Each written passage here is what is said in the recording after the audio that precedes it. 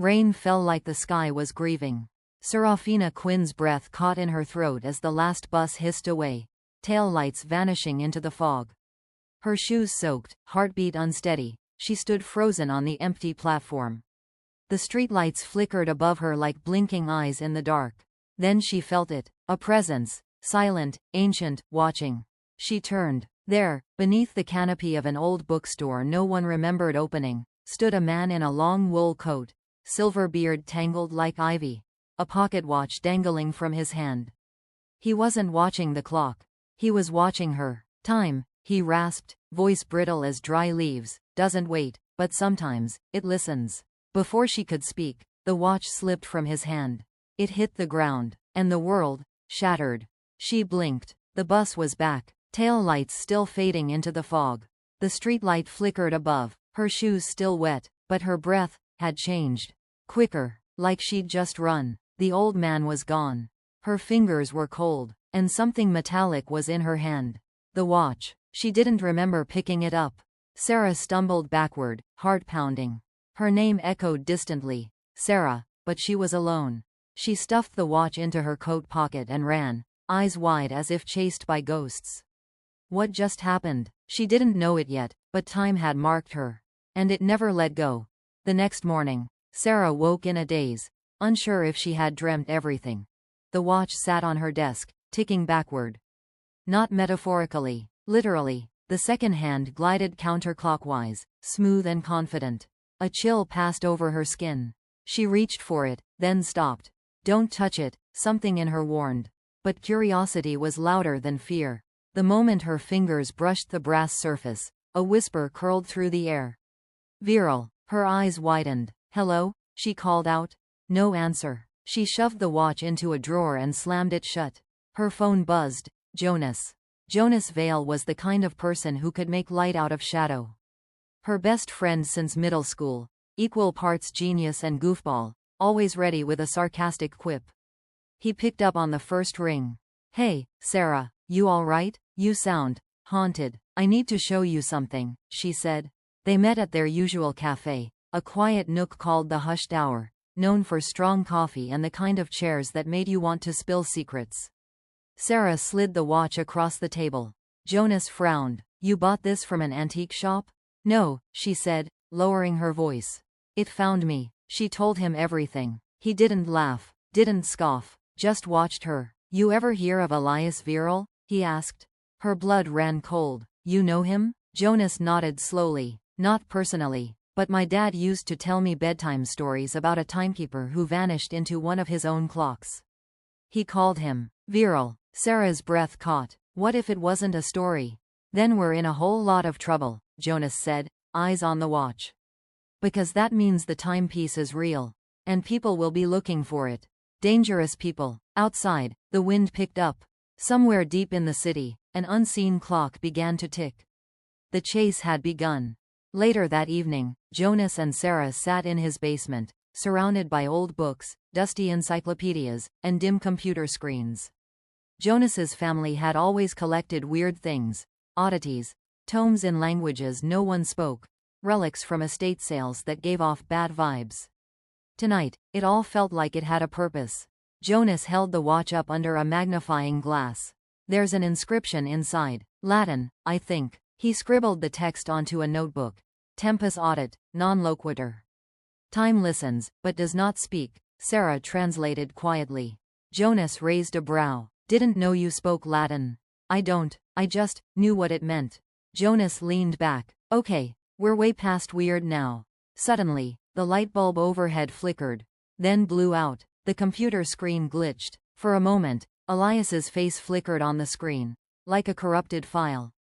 Sarah stood frozen. Did you see? She began. Yeah, Jonas shut the laptop. We need help. Someone who knows how time works. Not just clocks. I mean, really works. Sarah's eyes sharpened. There's someone. Professor Naira Kailam. Jonas squinted. The recluse from university? The one who got fired for trying to build a time loop. She didn't get fired. She vanished. But I know someone who might know where she went. Jonas grabbed his coat. Then let's find her before someone else finds us. As they stepped into the night, the watch pulsed like a heartbeat. Somewhere far away, a woman in a crimson coat stared into a glowing orb, smiling darkly. She had felt the timepiece stir, and she was already on the hunt. Professor Naira Kailam was once a renowned name in temporal theory, until her obsession with time loops drove her off the edge of academia. Now she was a ghost, a myth told among scholars and skeptics. But Sarah had once read an obscure forum post claiming she'd been seen in the abandoned observatory outside Halcroft Hills. That's where they were headed. The road stretched in silence. Jonas drove while Sarah stared at the watch ticking backward in her lap. Every so often, she felt a pull, like the second hand was dragging her towards something she couldn't see. We're close, she murmured. Jonas glanced at her. You felt that too? Before she could answer, something darted across the road. Jonas swerved. The car spun. Gravel sprayed. They came to a stop inches from a tree trunk. Sarah's chest heaved. What the hell was that? Then she saw it. A woman in a crimson coat stood by the tree line, her face hidden beneath a wide-brimmed hat. She lifted her head slowly, revealing eyes like frozen glass. The woman smiled, and vanished. She's real, Sarah whispered. She's following the watch. Jonas turned the key. Then let's move before she catches up. The observatory loomed ahead, broken and silent. But inside, someone was waiting. The door creaked open before they knocked. A tall, silver-haired woman stood within, holding a candle. Her eyes were sharp as shattered time. I've been expecting you, she said. Naira Kailam had returned from the void. Inside the observatory, everything pulsed with forgotten energy. The ceiling was a dome of shattered glass and rusted gears, and the walls were lined with chalk equations written in a dozen different languages. Time did not move here, it spiraled. Naira motioned them in. You brought it, didn't you? Sarah pulled the watch from her coat, and Naira inhaled sharply. The last timepiece. I feared it was destroyed with Viral. He's alive? Sarah asked, hopeful. Naira's expression dimmed. Not alive, not dead. Trapped. He broke the rules. Tried to stitch two timelines together. The piece was the key, and the curse. Jonas stepped forward. So what do we do with it? Protect it, Naira said. Or destroy it. If it falls into the wrong hands, time won't just unravel, it'll choose sides. Before they could speak, the candlelight flickered. A wind blew through the sealed room. Then a voice, disembodied, cold. You're too late. The woman in the red coat emerged from the shadows, her hands glowing with a strange blue fire. Give me the watch, or I'll rip it, and your place in time, from your bones. Naira stepped forward. You shouldn't be here. I was here before time noticed you, the woman hissed. And I will be here long after it forgets. Jonas grabbed Sarah's hand. Run. But the watch began to glow. Tick, tick, tock. Time bent, and they all fell. They landed hard, on stone, not earth. The sky above them was not a sky at all but a swirling canvas of constellations caught in motion, ticking forward and backward at once. Below their feet, symbols carved into the stone glowed with pulsing light. Sarah groaned. Where are we? Naira steadied herself. We're in the interval, a place between time. Only the timepiece can open the gate. Jonas turned slowly. Are we safe here? No, Naira said gravely. This place doesn't obey our rules. It watches. A distant chime echoed across the field of floating memories, moments frozen in bubbles. A child's laugh, a battle cry, a kiss, all held in place like photographs trapped in amber. Sarah stepped closer to one and gasped. It was her, standing at her mother's funeral, holding her father's hand. She reached toward it. Naira grabbed her wrist. Touch nothing. These are echoes. They feed off recognition. Suddenly, the watch flashed bright gold. A figure stepped from the light, a man with a silver beard and eyes like fractured stars. Elias Viral, Naira whispered. He looked right at Sarah. You brought it back to me. She held up the watch.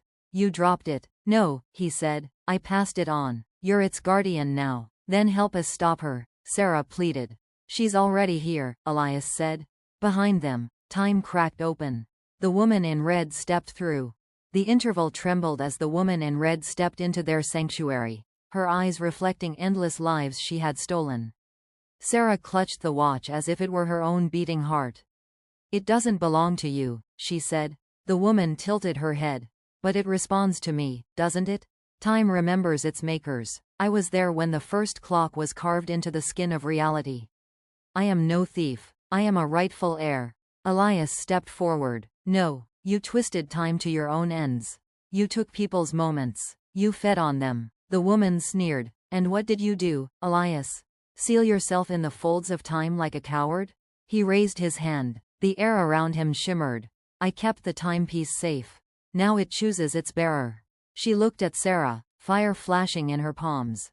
Then she dies. Before the blow could land, Jonas tackled her. The two tumbled into a memory bubble, his high school graduation.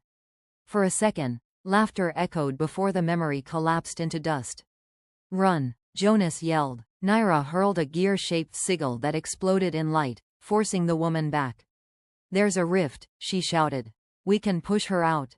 Sarah nodded. How? Elias touched the watch. With your will. Time listens to you now. She closed her eyes, heartbeat syncing with the ticking. Tick. A memory formed, a recent one. The bus stop, the rain, her first meeting with Elias. She focused. I command you, she whispered, to leave this place. Time folded. The woman screamed as the rift tore open beneath her feet. She tried to cling to a moment, any moment, but Sarah severed it. With a burst of golden light, the woman in red was gone. The interval began to collapse. Elias turned to Sarah. It's your choice now. Keep it, or end it. She looked at the watch. It pulsed gently. It could give her anything. Her mother back, lost time, a perfect life. But she saw now. None of it was real. Not unless it happened. She looked at Jonas, at Naira. Then she crushed the watch in her hands. The moment the watch cracked, time surged through her, painful and beautiful. The interval shattered into 1,000 stars. And then, she was back. The rain had stopped. The bus had long since gone. But the sun was rising, and she stood alone at the stop, soaked but steady. Jonas was there, leaning against a lamppost. That was wild. Did it happen? She asked. He held up a gear fragment. Feels like it. A newspaper rustled on the ground nearby. The date was correct. Everything seemed normal. They walked home in silence, hands brushing once. Then again. And then they held on tight. Epilogue. Talk years later. Serafina Quinn told the story to her daughter, who watched with wide, skeptical eyes. And you saved time? The girl asked. Sarah smiled. No, I gave it back to itself. On the mantel, above a quiet fireplace, sat a cracked watch under glass. The second hand had stopped. But the world kept ticking. Thanks for watching. If you like this story, do subscribe to watch like this more stories.